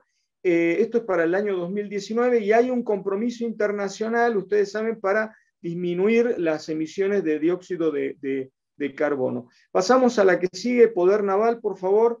El poder naval es la expresión militar del Estado-nación en el mar o en la mar, ¿no? Y constituye el respaldo de los intereses marítimos, ¿no? Las armadas, que es sinónimo de poder naval, es la fuerza armada más completa porque tiene 4 dimensiones. Tiene una proyección hacia la tierra, que es la infantería de marina, tiene los submarinos, una fuerza submarina, tiene también una fuerza aeronaval, es decir, en aire, y los buques de superficie. Ahora, para que exista una armada, lo que identifica una armada son los buques de superficie. Quiere decir que una armada puede carecer de submarinos, como es el caso de México, puede carecer de infantería de marina, como es el caso de Alemania, pero no puede prescindir de buques. Y bueno, recientemente el saliente comandante en jefe de la Armada de Chile, el almirante Julio Leiva, en una entrevista en el periódico El Mercurio de Santiago de Chile, dice textualmente: el control del mar no se hace con buenas intenciones, sino con buques, para reafirmar un poco el rol que tiene el buque de superficie en la Armada. Y vamos entonces ya al tema que nos interesa, el impacto de la pandemia en el tráfico y seguridad marítima. Bueno, hay que decir también que digamos, históricamente, digamos, el tráfico marítimo ha sido el responsable de la diseminación o proliferación de enfermedades infectocontagiosas. Hay que recordar, por ejemplo, la peste negra en Europa en el siglo XIV, la gripe española de hace un siglo, y actualmente no solamente la COVID-19, sino incluso las nuevas cepas o variantes que indefectiblemente llegan fundamentalmente del mar. También la UNTAD nos habla de una drástica caída del comercio marítimo internacional el año pasado, que se estima en poco más del 4%. Y bueno, la verdad es que también por las propias características de los buques de hacinamiento, los contagios y las crisis sanitarias se presentaron. Ya en el pasado histórico, por ejemplo, el escorbuto era la principal, o sea, el déficit de vitamina C en la época de los buques de navegación a vela era el principal problema. Y bueno, durante 2020 quedaron varados más de 300.000 tripulantes, lo que generó una crisis, ¿no? La Organización Marítima Internacional tuvo que tomar cartas en el asunto. Y también, bueno, hay que tener en considerar el impacto en operaciones navales y nuevas modalidades de la criminalidad en la mar, por ejemplo, la piratería a través de lanchas rápidas y el abordaje incluso de plataformas offshore como las de Petróleos Mexicanos. Aquí observamos entonces, de acuerdo a la UNTAD, cómo la caída del comercio marítimo internacional guarda una correspondencia con la caída del Producto Nacional Bruto, es decir, de la riqueza de las naciones. Y desde el punto de vista, la próxima, por favor, desde el punto de vista de México, las áreas estratégicas, ustedes pueden observarlas. Yo destaco la número 5, que es toda la costa del Pacífico, porque es el área de arribo del narcotráfico. Fundamentalmente ya habíamos visto que de Asia, particularmente de China, procede el fentanilo, y de Colombia, la próxima por favor, de Colombia aparece también otro tipo de insumos para el narcotráfico. Ustedes lo pueden observar de Colombia y de Ecuador, y sobre todo toda la faja del Pacífico. Y la que sigue, por favor, decíamos de la piratería, y acá está claro el incremento que hubo significativo fíjense ustedes, de la piratería, utilizando lanchas rápidas para tomar por asalto. Lo que sigue, por favor, lo que son las plataformas, la próxima, por favor, lo que son las plataformas de Pemex. Y bueno, la Secretaría de Marina Armada de México tuvo que tomar cartas en el asunto, y en una reciente conferencia mañanera, el presidente Andrés Manuel López Obrador reconoció que gracias a la intervención de la Armada se logró reducir en un 93% estos actos ilícitos sobre las plataformas de Pemex. Vamos a la última, vamos a cerrar para no abusar del tiempo y dejar abierta la sesión de preguntas y respuestas, perspectivas y desafíos. Bueno, la buena noticia es que la Conferencia de Naciones Unidas sobre Comercio y Desarrollo, la UNCTAD, prevé un escenario de reactivación económica y un crecimiento del comercio marítimo de 4.8% para el próximo año. Es decir, este año ya directamente hay que darlo por perdido, ya que, como nosotros lo vimos hace un momento, la caída del comercio marítimo se estima en poco más del 4%. Pero va a haber una gran recuperación económica el próximo año, que va a estar ligada también al crecimiento de la riqueza de las naciones en términos de Producto Nacional Bruto. También una lección que se saca de esta crisis sanitaria es, siguiendo a la Organización Marítima Internacional, la necesidad urgente de invertir en gestión de riesgo y en preparación de respuestas ante emergencias que afecten el transporte y la logística. Y bueno, vamos a cerrar entonces la próxima, que es ya la última diapositiva o slide, la seguridad post pandemia. Y bueno, acá yo te diría que una lectura básica es el libro de Armadas y Política Exterior de un autor británico llamado Kenneth Booth, donde, digamos, él prevé tres tipos de misiones para las armadas: la misión, digamos, de guardacostas o policial, la misión de poder naval propiamente dicho, es decir, de armada, es decir, de proyección del poder militar en la mar, y la misión diplomática, que sería el uso político del mar de acuerdo a los atributos, a los 4 atributos que nosotros abordamos al inicio de esta presentación. Entonces, bueno, por un lado tenemos que ya dijimos que se estima que el 70% del narcotráfico, pero también otras actividades ilícitas, como por ejemplo la migración o el tráfico de personas, la trata de personas a través de la mar, y acá la primera sería una misión claramente a cargo de la Armada.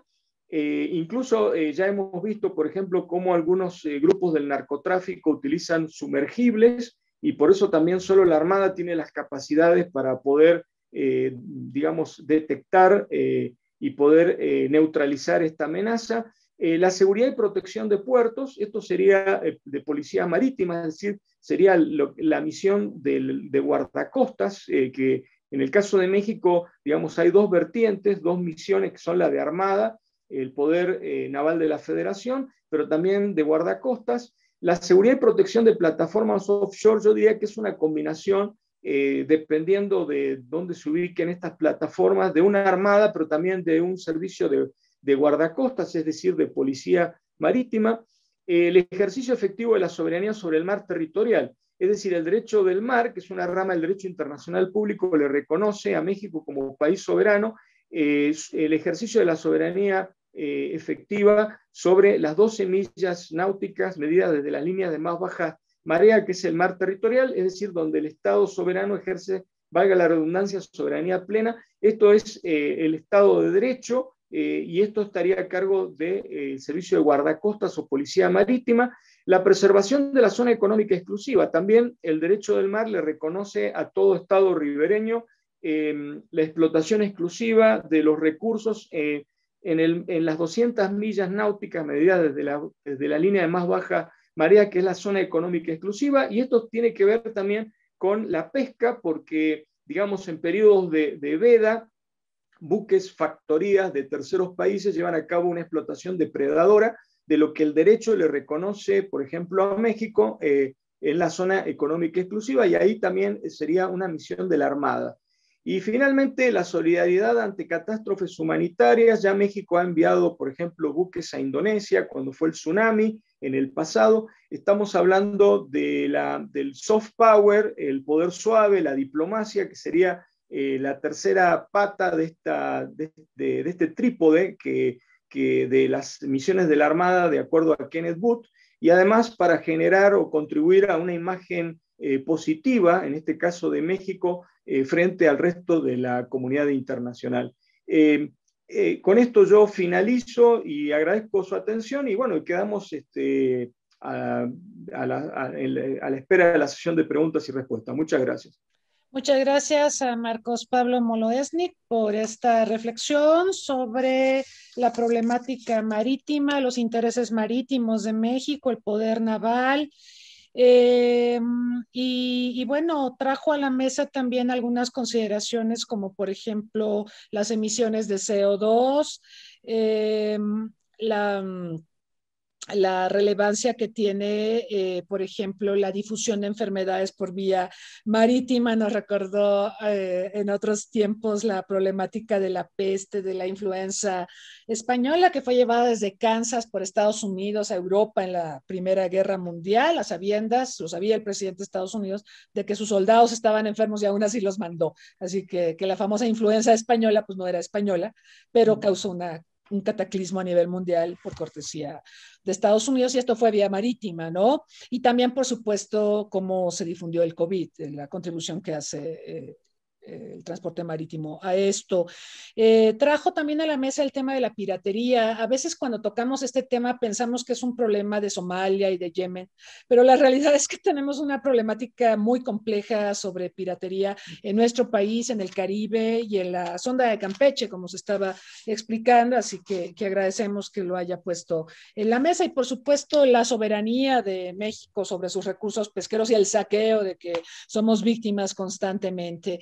Muchas gracias por traer nuestra consideración estos temas. Invitamos, por supuesto, a quienes están aquí en Zoom y en Facebook Live a que nos planteen sus preguntas. Tengo ya algunas preguntas que voy a leer para nuestros panelistas y pues la petición será pedirles si desean comentar sobre estas preguntas en el mismo orden en que se presentaron. Preguntan que cómo debería prepararse el transporte intermodal para la próxima pandemia. Es una muy buena pregunta. Y esto tiene que ver con lecciones aprendidas y todo esto. Sabemos que habrá otras pandemias. Sabemos que esta no es la última. De hecho, esta es la segunda pandemia del siglo XXI y habrá muchas más. Entonces, ¿cómo podríamos prepararnos de mejor manera desde la óptica? Aquí tenemos a los especialistas en transporte intermodal y en otras materias, ¿cómo nos podríamos preparar de mejor manera? Preguntan también que si es válido que la Secretaría de Marina Armada de México administre las aduanas, que si eso no contribuye a militarizar el comercio exterior de México. Preguntan también qué pasa con las sanciones que Estados Unidos le está imponiendo a México por el camarón y la tortuga, y también posibles sanciones por la extinción de la vaquita marina. ¿Qué función debe desempeñar el poder marítimo ante esta problemática? Y, a ver, tengo otra por acá, para Rodrigo. ¿Qué implicaciones tendrá la baja en la calificación de la aviación mexicana por parte de Estados Unidos? Ya ven que nos degradaron a categoría 2 y preguntan que qué podría hacer México sobre el particular. Entonces, bueno, vamos a continuar en el orden en que se presentaron y justamente vamos a pedirle a Rodrigo que haga uso de la palabra, por favor.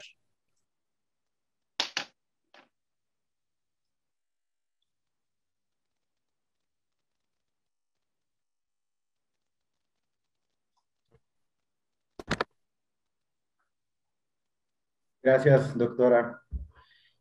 Pues, resumiendo un poco las preguntas, ¿no?, que se pusieron sobre la mesa y respecto a las participaciones de los colegas, pues desafortunadamente sí, parece ser que esta es una pandemia más, vienen otras, entonces pues la lección es hay que estar preparados, como decía Víctor, realmente no son problemas nuevos, ¿no? Realmente son problemas que existían, ya eran deficiencias o problemas que veníamos acarreando en el transporte intermodal desde hace buenos años y que el COVID vino a disparar y a ser bastante visibles, ¿no? Pero realmente son temas rezagos en la mayor parte de los casos que existen.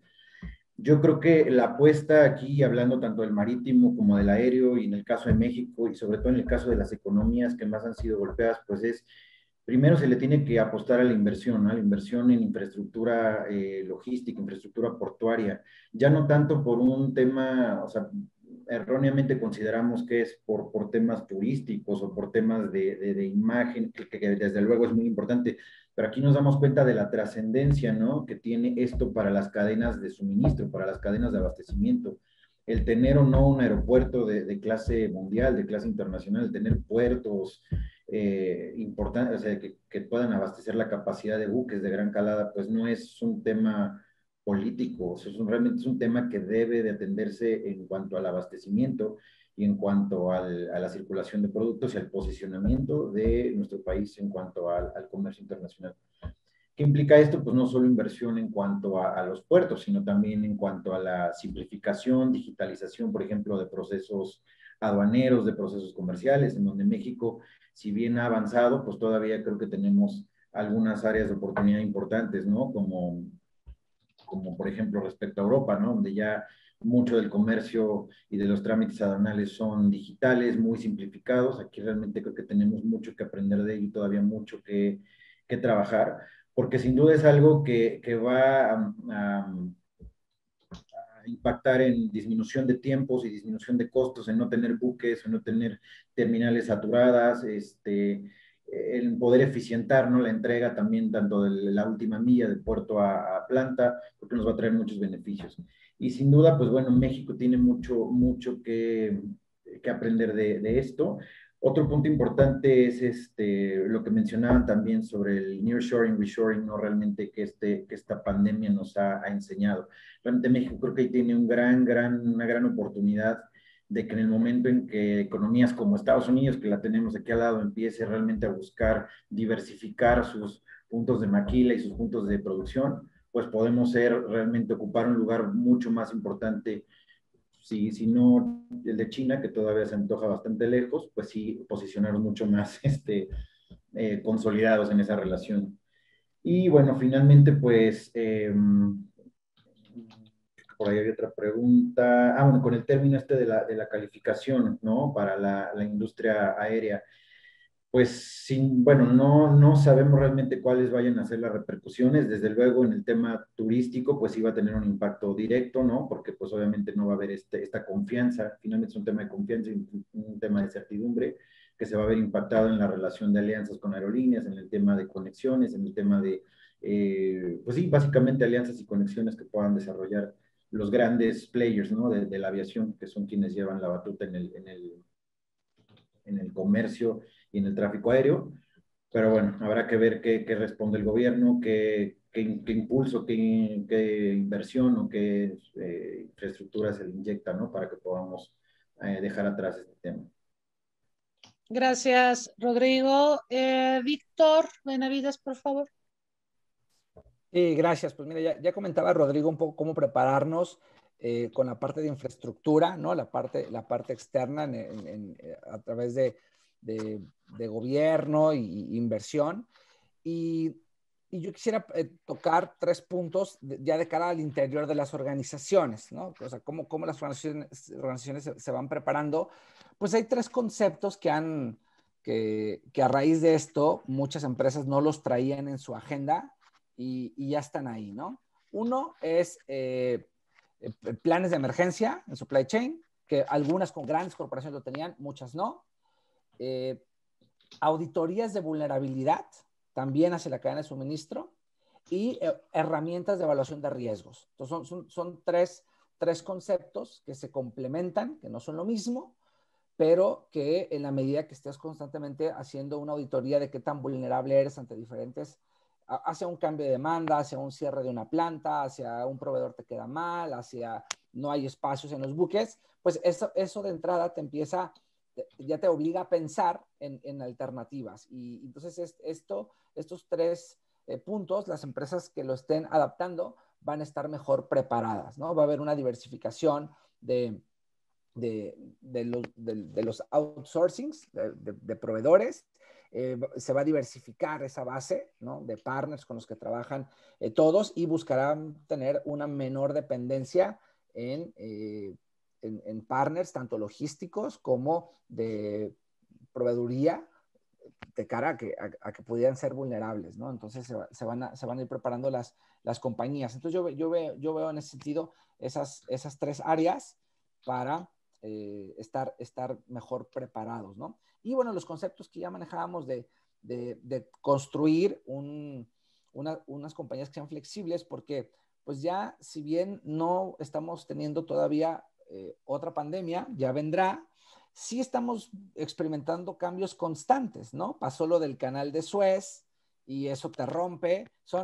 No son pandemias, pero son cosas que llegan a romper el plan, ¿no? Entonces, ya no podemos planear hoy a más de 3 meses vista porque hay mucha incertidumbre. De repente con Colombia todo iba bien y se dispara en Colombia un tema social y entonces impacta a las empresas que exportábamos mucho a Colombia. Oye, pues detén las exportaciones a Colombia, espérate. Entonces, ya estamos aprendiendo a que estás cambiando constantemente y la gente está adquiriendo habilidades de adaptación y de flexibilidad para moverte de un lugar a otro según pues te va llevando esto, ¿no? Entonces creo que es parte de los aprendizajes que nos está dejando la pandemia y la manera en que podemos irnos preparando.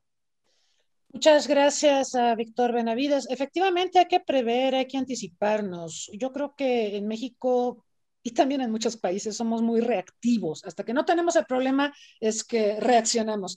y eso es muy costoso. Entonces, si pudiéramos tener una mejor preparación, anticiparnos a escenarios, aprender de esta pandemia que nos agarró en off a todos, sería muy importante, ¿no? Marcos Pablo, por favor. Sí, mira, me parece que fueron muy interesantes y sugestivas las preguntas del auditorio, ¿no? Yo en primer lugar quiero aclarar, es una opinión muy personal, yo considero que la Armada es una de las pocas instituciones públicas serias que tenemos en México, ¿no? A partir de este reconocimiento, recientemente hubo una reforma, una serie de leyes a las que hicimos nosotros referencia cuando expusimos. Previamente hubo una audiencia, digamos, virtual de consulta por parte del Congreso de la Unión. Y quiero destacar, porque esto lo puede buscar cualquiera y lo va a encontrar en Internet, que todos los especialistas, independientemente de nuestra formación o de a qué instituciones pertenecemos, coincidimos que no era recomendable este tipo de reformas que efectivamente derivaron en lo que nosotros podríamos denominar un proceso de militarización, de expansión de las misiones y funciones, en este caso de la Armada de México, ¿no? Para que se den una idea, por ejemplo, los puertos, se le dio el control de los puertos, de todos los puertos de México. Hoy, a partir de estas reformas legales, los ejerce la Secretaría de Marina Armada de México. Hablamos desde infraestructura, logística, por ejemplo, la licitación para obras públicas, para dragado, etc. El manejo de las aduanas también, por lo menos en el tema de los puertos, está en manos de la misma Secretaría de Despacho. Y a esto hay que sumarle algo que yo hice referencia también, que es el tema del control sobre la Marina Mercante. Es decir, las escuelas de formación del personal de la Marina Mercante, a partir de estas reformas, pasan a control directo también de oficiales de la Armada de México, ¿no? Bueno, en contraste a esto, Geoffrey Teal, que insistimos es el principal pensador naval contemporáneo, británico él, recomienda a las armadas concentrarse en lo que él denomina en una traducción textual al español, en un nicho de especialidades. Es decir, él dice, es preferible ser eficiente y eficaz en un determinado número de misiones y funciones, es bajo el código genético de la selectividad. Y tal vez esto parta también de la sabiduría popular. Hay un dicho que reza así, quien mucho abarca, poco aprieta, ¿verdad? Entonces ahí lo vinculo con una de las preguntas que se hizo. Por ejemplo, para mí una de las misiones fundamentales de la Armada de México debería ser preservar la riqueza en la zona económica exclusiva y entre ellos la vaquita marina, que sabemos que está en un proceso muy avanzado de extinción, ¿no? Hay que reconocer también, no debemos perder de vista que México es un país privilegiado, somos un país bioceánico, pero desde el punto de vista del poder naval, con insuficientes capacidades para ejercer una vigilancia efectiva en la zona económica exclusiva. Fíjense que en el sexenio pasado se hizo una proyección y la Armada de México estableció con fundamentos de que era necesario votar o contar con 8 patrullas oceánicas, o sea, 4 para el Pacífico y 4 para el Golfo de México. Estas patrullas oceánicas tienen la capacidad de reacción porque cuentan con helicópteros embarcados, con un componente de infantería de marina y con lanchas rápidas también, ¿no? De estas 8 patrullas oceánicas que la Armada de México en el sexenio pasado preveía eran necesarios para garantizar lo que el derecho del mar nos reconoce como país soberano, solamente tenemos una. Es decir, hay un déficit de 7 patrullas oceánicas, por lo tanto, insuficientes capacidades para todo lo que el soberano le demanda a la Secretaría de Marina Armada de México. Yo contestaría hasta ahí. Muchas gracias, Marcos Pablo. Llegaron un par de preguntas que vamos a poner a su consideración para pedirles a cada uno de los panelistas también una reflexión final. Preguntan, en el caso de una nueva pandemia que llegase a parar por completo todo tipo de transporte aéreo y marítimo, ¿qué tan catastrófico sería para México? Es decir, ¿lo podríamos librar o podríamos librar la supervivencia solo con nuestro transporte terrestre? La otra pregunta es la reorganización de los diferentes tipos de transporte ante emergencias como futuras pandemias.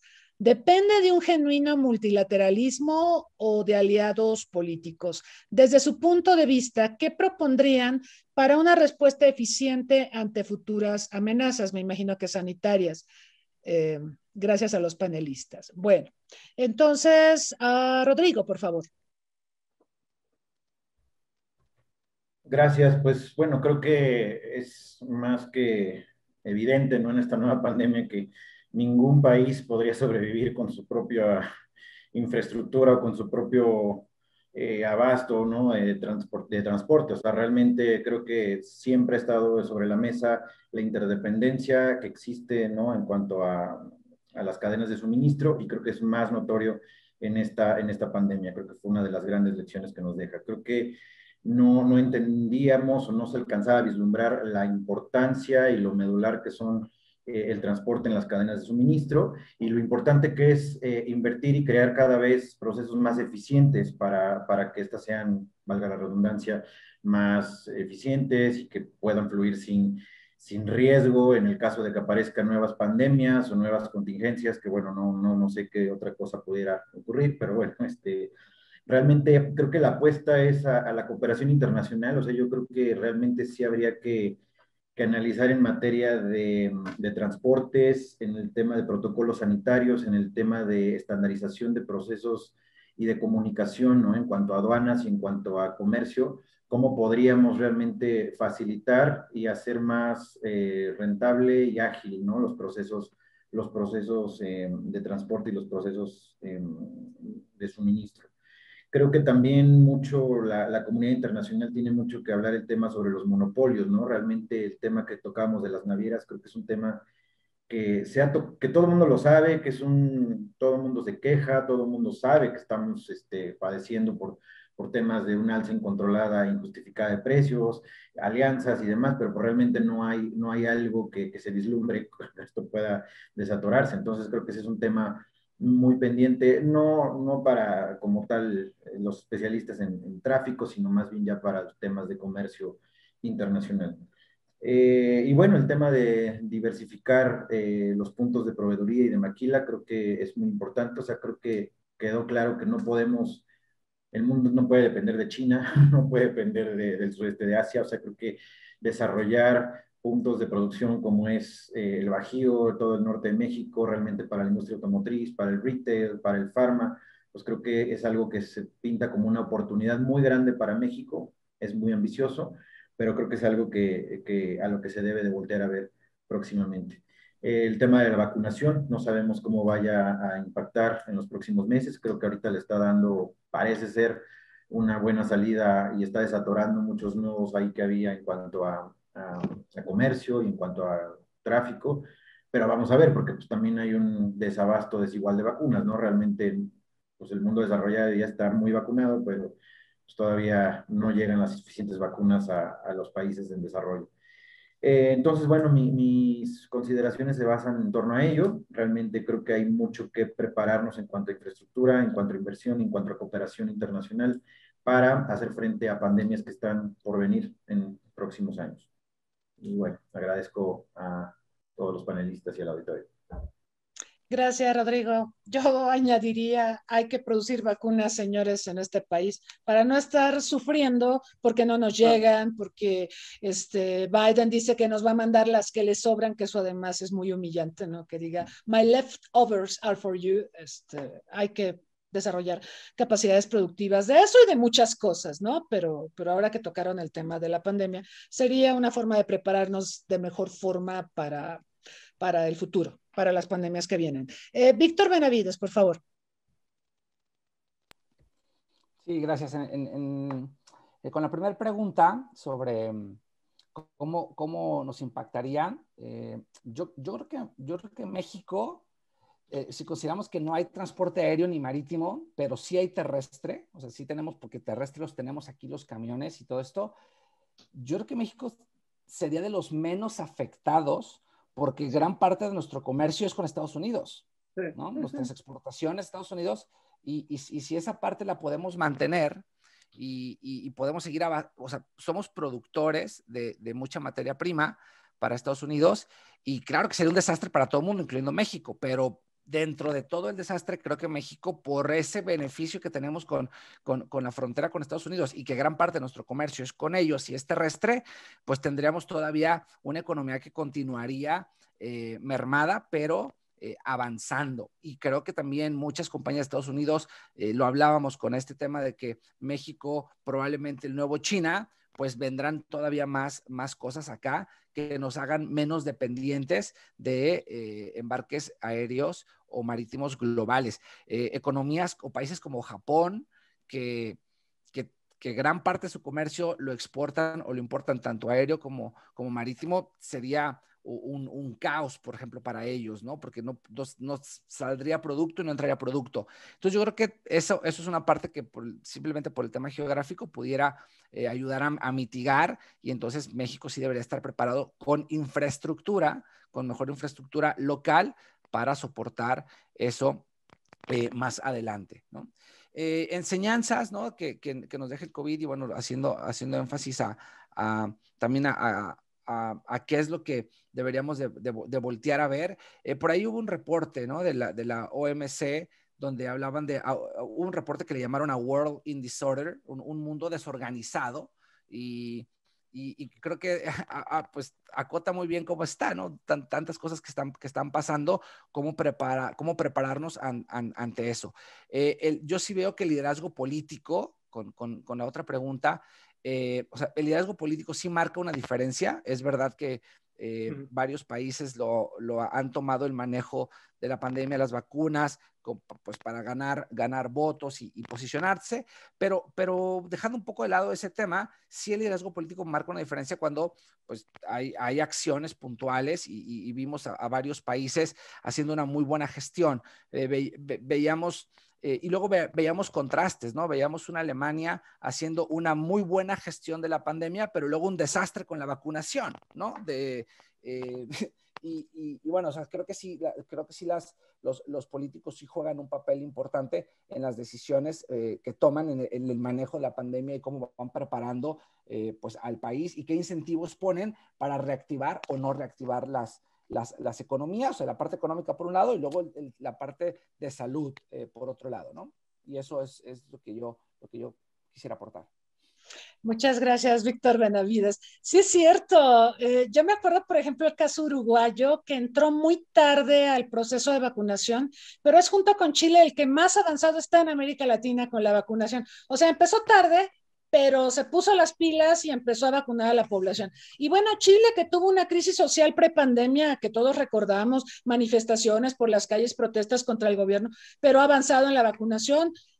Tuvieron su referéndum, por supuesto, recientemente, y tuvieron algunos problemas logísticos, pero va bien en vacunación. Entonces, el liderazgo político es algo importante, es un factor que juega, obviamente, en todo este tipo de crisis. Y bueno, esperemos que también a nivel internacional podamos tener una mejor gestión de este tipo de crisis. Yo creo que la Organización Mundial de la Salud ha quedado a deber. La Organización Mundial del Comercio estuvo acéfala varios meses el año pasado por situaciones políticas que todos recordamos. Ahora tenemos a una mujer al frente de la Organización Mundial del Comercio que conoce mucho del tema de vacunas, de COVAX y de los problemas logísticos del comercio internacional. Esperemos que eso sea bueno para que podamos reactivar el comercio y también tener una mejor distribución de insumos médicos y de vacunas. Que por cierto, hablando de infografías, la Organización Mundial del Comercio también tiene una infografía formidable que le recomendamos mucho sobre cómo se distribuyen los insumos médicos en el mundo y todo el desafío logístico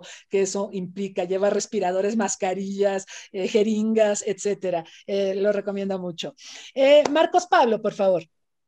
Sí, bueno, yo creo que muy interesante tanto las preguntas como quienes me antecedieron en el uso de la palabra. Bueno, yo primero quiero destacar lo siguiente. Se habla de nuevas pandemias. La pandemia del coronavirus o de la COVID-19 no terminó. Es decir, acá esto tiene que quedar muy claro, ¿no? No terminó, porque finalmente la inmunidad va a depender de que altos porcentajes de la población tengan acceso a la vacunación. Y además esto es un círculo vicioso, porque los primeros que van a recibir la vacuna van a necesitar recibir un refuerzo de la vacuna para no perder la inmunidad, ¿no? Y bueno, en todos los países hay un subregistro, pero en el caso de México nos referimos al subregistro de defunciones, de muertes. En el caso de México yo creo que es brutal, porque el Instituto de Métricas de la Universidad de Washington, entre otras instituciones, estiman que nosotros hemos perdido 600.000 personas, 600.000 almas, ¿no? Ese es el costo que hasta ahora se estima ha tenido, el costo humano que se estima ha tenido México, ¿no? Y yo creo que, bueno, acá es interesante porque se ha presentado un debate entre el derecho a la vida y la economía, ¿no? Hay un grupo de países, de regímenes políticos que se han dado en denominar populistas, que ponen el acento en las libertades públicas. Prohibido prohibir, en palabras de nuestro propio presidente, ¿no? Pero yo quiero poner dos ejemplos. Uno, el de las plataformas de Pemex, donde justamente por las condiciones de hacinamiento de los trabajadores se tuvieron que suspender actividades por contagios que tuvieron que ser evacuados por helicópteros y muchos de ellos murieron. Incluso hay estadísticas que demuestran que el personal de Pemex, si comparamos con otras compañías de petróleo, ha sido el que ha presentado la mayor letalidad del orbe. Y después el tema de la educación, ¿no? Se insiste mucho de que hay que abrir nuevamente clases presenciales, pero sabemos que ahora en Ciudad de México y también en Campeche, por ejemplo, donde se vacunaron a todos los profesores, a todos los maestros, se tuvieron que suspender las clases por los contagios de los alumnos, donde ya inclusive ha habido muertes de menores de edad, ¿no? Bueno, yo quiero también retomar ya para terminar dos cosas que me parecieron muy interesantes de Víctor. El tema del liderazgo político, esto es clave, porque estamos hablando de un intangible, de un factor cualitativo material que se ve, como decimos nosotros, que muestran el cobre cuando hay situaciones de crisis como las que estamos atravesando en este momento, ¿no? Y yo quiero referirme a la negligencia criminal de los populistas. Fíjense ustedes que los países que ha sido desastroso el manejo de la pandemia han sido Estados Unidos con el anterior presidente, ha sido la India, con el presidente de la India, ha sido Jair Bolsonaro, ha sido el actual presidente de México, ¿no? Que ni siquiera se utiliza cubrebocas, ¿no? O sea, incluso ante la reciente visita de la vicepresidenta de Estados Unidos, por lo menos hubiese tenido la cortesía de utilizar cubrebocas en ese momento, ¿no?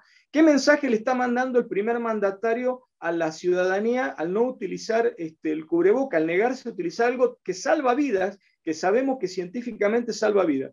Entonces, en el caso de México está claro que no hubo una estrategia, ni siquiera hubo información clara a la población, se generó más bien confusión, y yo creo que finalmente la historia se encargará de pasarle la factura a este régimen caracterizado por la negligencia criminal. Ahora, también para cerrar, quiero hablar sobre el tema de que si va a afectar, efectivamente yo coincido con Víctor de que, digamos, una relación altamente comprimida que tenemos con Estados Unidos, donde aproximadamente el 80% de nuestro comercio exterior es con la Unión Americana, con nuestro vecino del norte, evidentemente el transporte terrestre podrá de alguna manera atemperar el impacto que pueda tener la pandemia. Sin embargo, también hay que decirlo, ¿no? Nosotros ahí corremos el riesgo, esto hay que matizarlo, porque Estados Unidos podría en un momento dado, como ya lo hizo, tomar la decisión de cerrar la frontera. Es decir, si en México se presenta que no estaría alejado de la realidad una situación catastrófica como la de la India, no nos debería sorprender que Estados Unidos cierre sus fronteras con México. De hecho, por ejemplo, hoy no podemos viajar a la Unión Europea porque México es un país que está en la lista negra si quisiéramos viajar en avión a la Unión Europea. Entonces, yo creo que acá hay un debate muy falso, ¿no? Es decir, sobre todos los derechos humanos, en el vértice de los derechos humanos está el derecho a la vida, es el sagrado derecho a la vida. No podemos nosotros entonces decir, bueno, ¿por qué tenemos que restringir ciertos derechos? Yo creo que sí, que si el derecho superior es el derecho a la vida, yo creo que en una estrategia sí se tendría que darle prioridad al derecho a la vida y por tanto, si es necesario sacrificar otros derechos en aras de la supervivencia, así se tendría que hacer y así lo han hecho los países que presentan como Taiwán, por ejemplo, o Corea del Sur, o la misma República Popular China que han demostrado que sí es posible prevenir y contener la pandemia. Gracias, Marcos Pablo. Sí, este debate sobre el derecho a la vida y la economía también ha llevado a hacer como una suerte de revisión de quiénes han sido a nivel de jefes de Estado y de gobierno quienes mejor gestión han hecho de la pandemia. Y si observamos una buena calificación a personas como la presidenta de Taiwán o Jacinda Ardern en Nueva Zelanda, que priorizaron el cierre de actividades económicas sin importar el costo económico, que es algo polémico, pero ellas pusieron por delante el derecho a la vida, ¿no? Y dijeron, esto es lo que importa, de lo demás nos vamos a encargar y vamos a establecer medidas para la recuperación. Y bueno, hubo el caso contrario, ¿no? Bolsonaro, que puso por delante la actividad económica y dijo, la gente muere. O sea, fue muy cínico también cuando afirmó, la gente se muere de todas maneras cuando hay epidemias. Y yo me contagié y no me pasó nada. Y puso por delante o dio prioridad a las actividades económicas. Entonces, digamos, un debate abierto, pero efectivamente la historia pues pondrá a cada quien en su lugar y tendremos oportunidad, yo espero, en el futuro de regresar a estos temas. La migración y el comercio. Ya vimos que Donald Trump nos torció el brazo amenazándonos con sanciones económicas si no deteníamos la migración y si no nos convertíamos en una suerte de tercer país seguro. Entonces puede volver a pasar. Digo, Biden es bastante más institucional, él no mezcla temas, él trata migración por un lado, trata seguridad por otro, trata el tema comercial por otro, pero puede llegar a pasar, por supuesto, si las cosas se ponen muy mal en nuestro país. Así que, bueno, los desafíos están ahí y hay mucho en qué pensar. Yo agradezco cumplidamente a nuestros panelistas por estas brillantes exposiciones en las que nos han permitido una mirada al complejo mundo del transporte intermodal y cómo ha impactado la pandemia en cada uno de sus componentes y también pues hemos visto las implicaciones en el terreno de la seguridad, que no es un tema menor. Nosotros vamos a estar analizando en un panel posterior el tema de las cadenas de suministro, cómo ha golpeado la pandemia a las cadenas de suministro. Es todo un tema y tendremos oportunidad de revisarlo a mayor detalle. Por lo demás, les agradecemos a quienes nos han acompañado, aquí en Zoom, a quienes nos han seguido a través de Facebook Live en esta sesión. Los invitamos para la sesión del próximo jueves. El próximo jueves vamos a analizar impactos del COVID en la infancia, en niños y adolescentes. No es un tema menor, tenemos que ver temas educativos, pero también violencia intrafamiliar y una serie de aspectos que nuestros especialistas estarán revisando. Agradezco nuevamente a nuestros panelistas su tiempo, su paciencia, sus conocimientos, el haberlos compartido con nosotros y nos vemos muy pronto. Muchas gracias. Buenas tardes. Muchas gracias. Cuídense mucho. Muchas gracias. Gracias. Buenas tardes. Muchas gracias. Estén bien. Cuídense.